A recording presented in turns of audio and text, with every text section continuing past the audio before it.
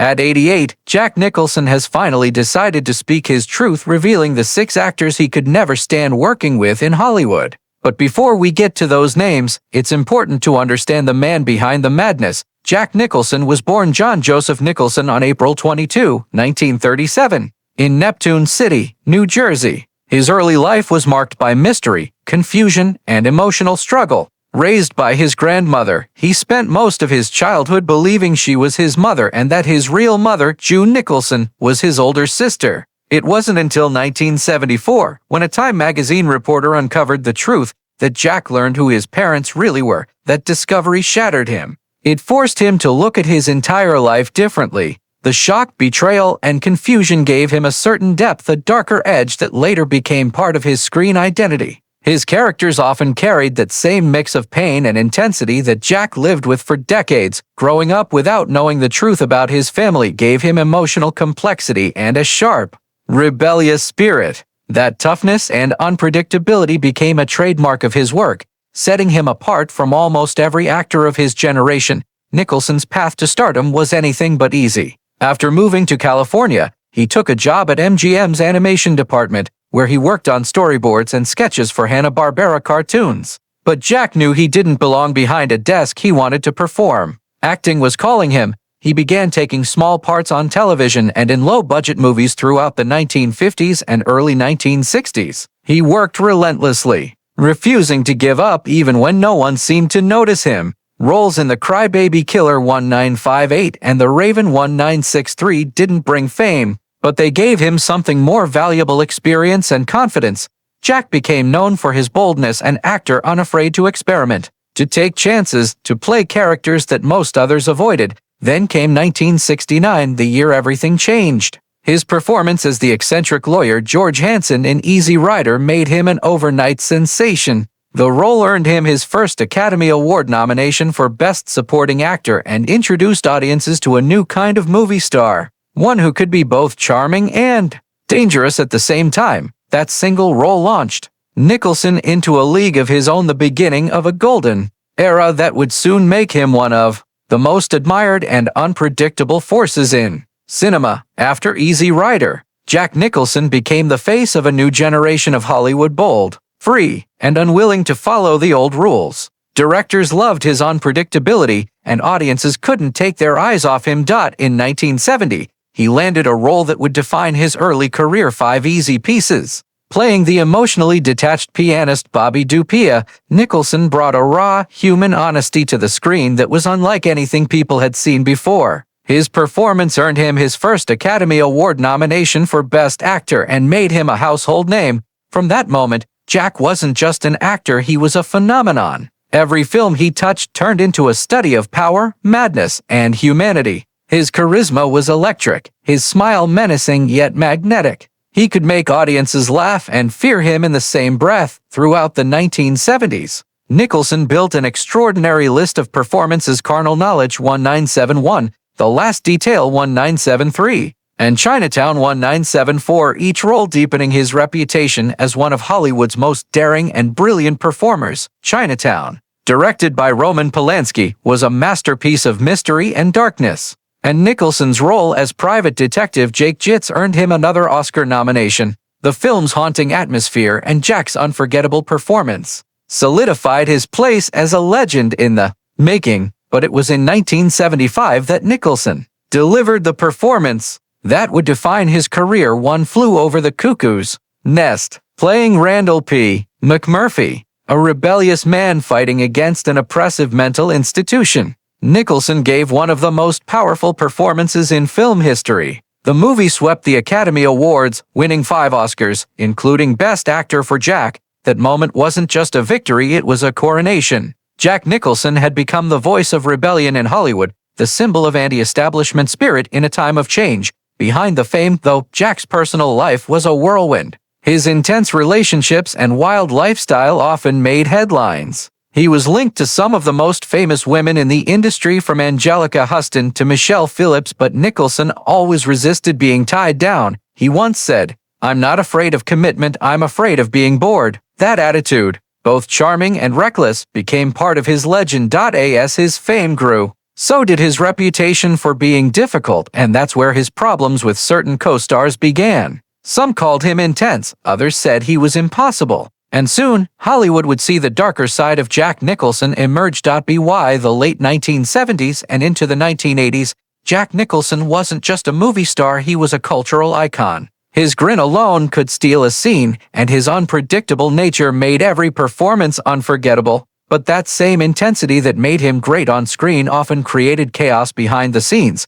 Jack had a reputation for being both charming and confrontational. Directors admired his passion, but co-stars sometimes found him overwhelming. He was famous for staying in character long after the cameras stopped rolling, often blurring the line between the man and his roles. When he took on the role of Jack Torrance in Stanley Kubrick's The Shining 1980, it pushed him to new extremes. Kubrick was a perfectionist, demanding take after take, sometimes more than 100. The pressure was brutal. Nicholson's performance became terrifyingly real, a reflection of his own inner chaos. His manic energy and chilling smile turned The Shining into one of the most haunting films ever made. But behind that brilliance, the tension between Jack and Kubrick was intense. Nicholson admired Kubrick's genius but hated his relentless control. On set, they often clashed, two powerful personalities pushing each other to the edge. After The Shining, Nicholson continued to dominate Hollywood. In terms of endearment, 1983,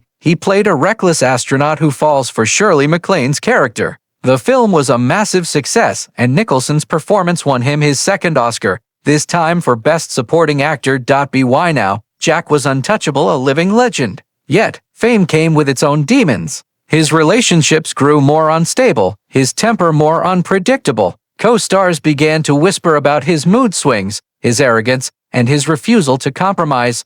One actress from the 1980s once said, "Working with Jack was like dancing with fire. Brilliant, but you could get burned." Nicholson didn't care much for what people thought. He believed acting was about truth, and truth was never comfortable. But Hollywood thrives on relationships, and his growing list of enemies started to catch up with him. As he moved into the late 1980s and 1990 seconds, Nicholson's career reached new heights. But his patience with other actors and theirs with him was wearing thin. Some of the greatest performances of his career came during this time, but so did some of his biggest clashes. He wasn't afraid to speak his mind, and when he didn't like someone, he made sure everyone knew it. And soon, people would learn exactly which 6 co-stars Jack Nicholson could never stand and why.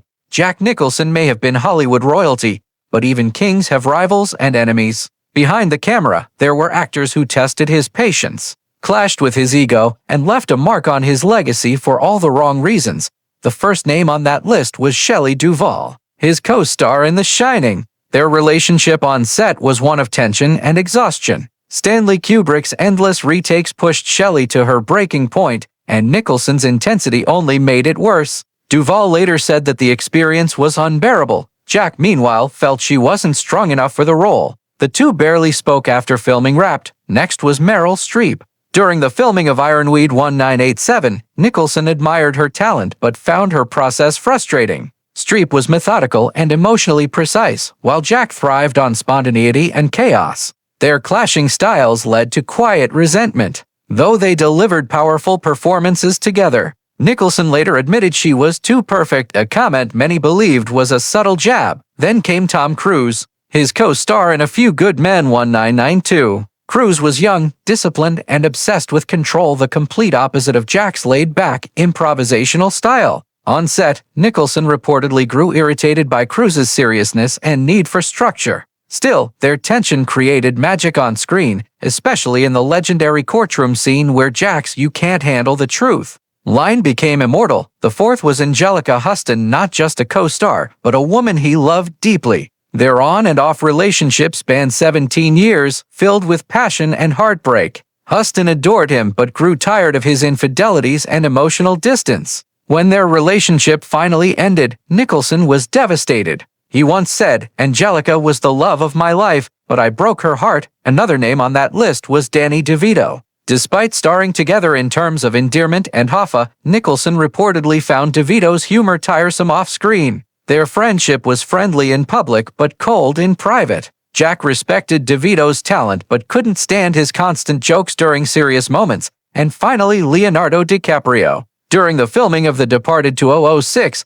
Nicholson was impressed by Leo's dedication but annoyed by his constant retakes and long discussions with director Martin Scorsese. Jack preferred instinct. Leo preferred analysis. Though they shared great chemistry in front of the camera, Nicholson later said he found the new generation of actors to calculated 6 actors. 6 personalities that collided with his own. Each taught Jack something about himself, his limits, his pride, and his refusal to bend to anyone's rules. As the years went by, Jack Nicholson slowly began stepping away from the spotlight. The man who once ruled Hollywood with his wild grin and sharp tongue was no longer chasing the next big role. Age, time, and reflection had finally caught up with him. He started to realize that behind all the fame, awards, and unforgettable performances, there were regrets, moments he wished he had handled differently. In rare interviews, Jack admitted that his temper, his pride, and his unwillingness to compromise had cost him friendships and opportunities.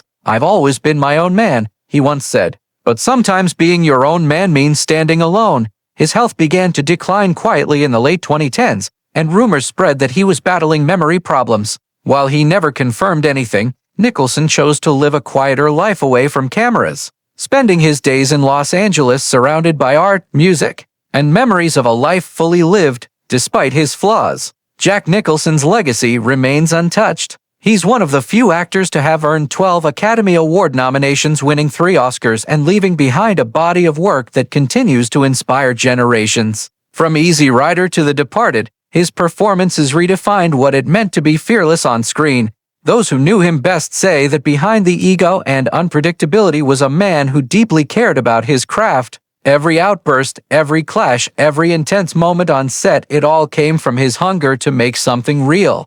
When asked about his past co-stars, Nicholson softened with age. He no longer spoke with bitterness or rivalry, just nostalgia. "I've fought with some of the best," he said with a grin, "but that's what made the work worth doing." Today, at 88, Jack Nicholson remains a symbol of what Hollywood used to be: raw, daring, and unapologetically human. He may have feuded with 6 co-stars, but he also gave audiences 6 decades of unforgettable magic.